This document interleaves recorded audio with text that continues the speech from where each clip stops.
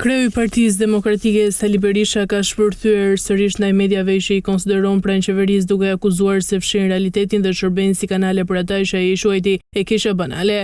Në intervistë për Departamentin e Gazetarisë në Tiranë, kreu i PD-s u ndal te referendumi votbesimit për drejtimin e partisë, duke u ankuar se mediat e afërta me qeverinë u përpoqën ta paraqisnin si një proces pa vlerë, ndërsa sipas tij heshtën për çështje të tjera që ai konsideron më problematike.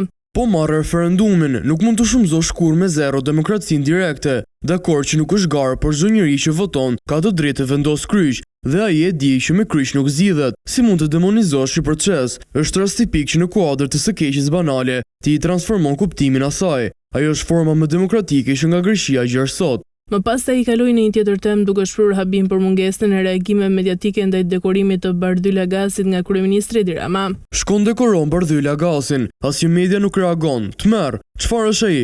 Ja ati një tjetri që ka koordinuar një nga kartelet më të egra në Europë. Në vend që të paraqes këtë akt të papërgjithshëm, e paraqesin si ai që nuk është. Për këtë kam keqardhje. Duke mbrojtur referendumin 23 majit, Berisha tha se në Partinë Demokratike antarësia pati mundësinë të votbesojë drejtuesi, ndërsa sipas tij në Partinë Socialiste nuk zhvilluan proceset të ngjashme prej vitesh. Por pjesa më pikante e intervistës ishte ajo që lidhej me ish-deputetin Ervin Saliani, për të cilën Berisha përdori një prej formulimeve më të forta politike të muajve të fundit. Vetëm qenie primitive politike mund të lejojnë vetes vendime të tilla. Po krijove parti ndiq partinë tënde. Nuk mund të imagjinohesh të kthehesh, ose tjetri i cili për hir të së vërtetës u fut si hero në burg e doli i klonuar me një mision të caktuar. Absolutisht.